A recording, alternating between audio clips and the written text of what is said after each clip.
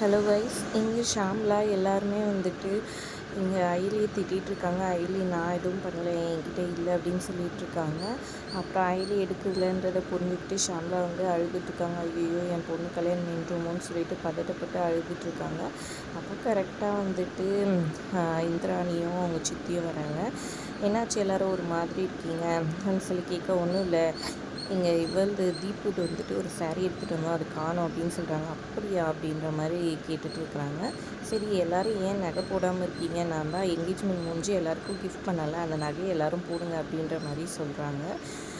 எல்லோரும் திருன்னு முழிக்க என்ன சொல்கிறதுன்னு தெரியாமல் ஐலி வந்து புரிஞ்சுக்கிறாங்க. இவங்க வந்து வேணும்னே தான் கேட்குறாங்க, எல்லா விஷயமும் தெரிஞ்சுட்டு வந்துதான்னு சொல்லிட்டு, இல்லை மேடம் அந்த நகையெல்லாம் தொலைஞ்சு போச்சு, அதான் டென்ஷனாக இருக்கும்னு சொல்லிட்டு சொல்ல, அப்படியே தான் எனக்கு தெரியுமேன்ற மாதிரி ரியாக்ஷன் கொடுக்குறாங்க இந்திராணி. அப்புறம் எதுக்குடி சொன்னன்ற மாதிரி ஐலி எல்லோரும் ஒரு மாதிரி பார்க்க, என்னது நகை தொலைஞ்சு போச்சா, இவ்வளோ அசால்ட்டாக சொல்கிறீங்க, உங்களை நம்பி அவ்வளோ நகைங்களை கொடுத்தது எங்கள் தப்பு தான், இப்படி தொலைச்சிட்டு வந்து நிற்கிறீங்களே, இதெல்லாம் கொஞ்சம் கூட சரியில்லை, நீங்கள் முதல்லேருந்து எதேதோ மறைச்சிட்டு இருந்தீங்க, முதல்ல வந்துட்டு பொண்ணுக்கு அக்கா இருக்கிறதையும் மறைச்சிங்க, அடுத்ததாக உங்கள் பொண்ணுக்கு வந்துட்டு அலர்ஜி இருக்கிறதும் மறைச்சிங்க, இப்போ இதையும் மறைச்சிருக்கீங்க, இன்னும் நாளாக மறைச்சிருக்கீங்க, இந்த கல்யாணமே வேணாம் எங்களுக்கு அப்படின்னு சொல்லிட்டு கபிலனோட அம்மா சொல்ல, அதை கேட்டு வந்துட்டு கொஞ்சம் நேரம் இருங்க சித்தி அப்படின்னு சொல்கிறாங்க. ப்ளீஸ்மா அப்படியெல்லாம் சொல்லாதீங்கம்மா, நீங்கள் பெரியவங்க, அந்த நகைக்கான பணத்தை கூட நாங்கள் திருப்பி கொடுத்துருவோம், தயவு செஞ்சு வந்துட்டு இந்த கல்யாணத்தை மட்டும் நிற்கணும்னு சொல்லாதீங்கன்ட்டு அவங்க சித்தி பாட்டின்ட்டு எல்லாருமே கெஞ்சிக்கிட்டு இருக்காங்க. இங்கே பாருங்கள், எங்களோட இது என்னன்னு சொல்லிட்டு நீங்கள் இன்னமும் புரிஞ்சிக்கல, எங்கள் மரியாதை இது எல்லாம் என்னன்னு சொல்லிட்டு, அதனால தான் இப்படியெல்லாம் பண்ணிகிட்ருக்கீங்கன்னு இந்திராணி ஒரு பக்கம் சொல்ல, இங்கே பாருங்கள் இந்த கல்யாணத்தை நிறுத்தி தான் ஆகிறோம் அப்படின்ட்டு அவங்க சித்தி ஒரு பக்கம் சொல்கிறாங்க. ப்ளீஸ் நிறுத்தாதீங்க, என் பொண்ணோட வாழ்க்கை என்ன ஆகும் அப்படி இப்படின்னு சொல்லிட்டு அவங்க ஒரு பக்கம் இது பண்ண, இப்போ என்ன உங்களுக்கு அந்த நகை தானே தேடி கண்டுபிடிக்கணும், நான் தேடி கண்டுபிடிக்கிறேன் அப்படின்னு சொல்கிறாங்க. அப்படின்னா உங்களுக்கு 4 மணி நேரம் டைம் கொடுக்குறேன், அதுக்குள்ளே வந்துட்டு நீங்கள் கண்டுபிடிச்சே ஆகணும், அப்படி இல்லை அதுக்கு ஒரு நிமிஷம் ஆச்சுன்னா கூட வந்துட்டு நாங்கள் இந்த கல்யாணத்தை நிப்பாட்டிட்டு போயிட்டே இருக்கோம் அப்படின்னு சொல்கிறாங்க. சரி நான் கண்டிப்பாக கண்டுபிடிச்சிட்டு வரேன்னு ஐலி சொல்லிடுறாங்க. உடனே அவங்க சித்தி அவங்க போன பிறகு திட்டுறாங்க, ஏன்டி இப்படி பண்ணுற, 4 மணி நேரத்துக்குள்ளே உன்னால் கண்டுபிடிக்க முடியும்னா என்ன பண்ணுவா அப்படி இப்படின்னு இருக்காங்க. கொஞ்ச நேரம் பொறுமையாக இருங்க, கண்டிப்பாக ஐலி கண்டுபிடிச்சோம், ஐலி ஆனால் எனக்கும் பதட்டமாக இருக்குன்னு அவங்க பாட்டி சொல்ல, பத்து கண்டிப்பாக கண்டுபிடிச்சிடலாம், நீ கவலைப்படாத, நான் போய் கண்டுபிடிச்சிட்டு வரேன்னு சொல்லிட்டு போகிறாங்க. ஆனால் அவங்களுக்கும் மலைப்பருக்கு எப்படி கண்டுபிடிக்க போகிறேன்ற யோசனையோடு இருக்காங்க.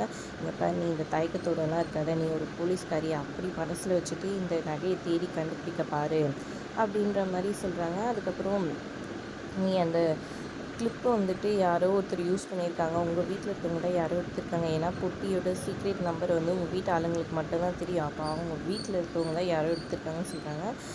அப்படி பார்த்தா இந்த கிளிப்பை யூஸ் பண்ணுறது ஒன்று தீப்பு, இல்லைன்னா வந்துட்டு அம்முவாக தான் இருக்கணும் அப்படின்னு சொல்கிறாங்க. சரி இந்த கிளிப்பை யாருக்கு இது பண்ணாங்கன்னு கண்டுபிடிக்கலாம் அப்படின்ற மாதிரி சொல்கிறாங்க. இல்லை உங்கள் மேலே பழி போடுறதுக்காக யாருனா இதை கூட பண்ணியிருக்கலாம் அப்படின்ற மாதிரி சிவா சொல்கிறாரு. சரி இதை கண்டுபிடிப்போன்னு சொல்லிட்டு கிளிப்பை எடுத்துகிட்டு போயிட்டு தீப்பு இவங்க எல்லோரும் உட்காந்து பேசிகிட்டு இருக்காங்க. அந்த இடத்துல வந்துட்டு அந்த கிளிப்பை தூக்கி போடுறாங்க. அம்மு இது உன் கிளிப்பாக பாரு அப்படின்ற மாதிரி ஐலி கேட்க, ஐயா நான் இந்த மாதிரி கேள்வி கிளிப்பெல்லாம் நான் யூஸ் பண்ண மாட்டேன்ப்பா, தீப்பு தான் இந்த மாதிரி யூஸ் பண்ணுவான் அப்படின்னு சொல்லிட்டு சொல்கிறாங்க. ஐலிக்கு புரிஞ்சுது. உடனே டகான் தீப்பு எங்கேருந்து மாட்டிக்கு போடுன்னு சொல்லிட்டு, இந்த கிளிப்பெல்லாம் நான் யூஸ் பண்ணுறதில்ல எந்தில்லை அப்படின்ற மாதிரி சொல்லிட்டு இருக்காங்க.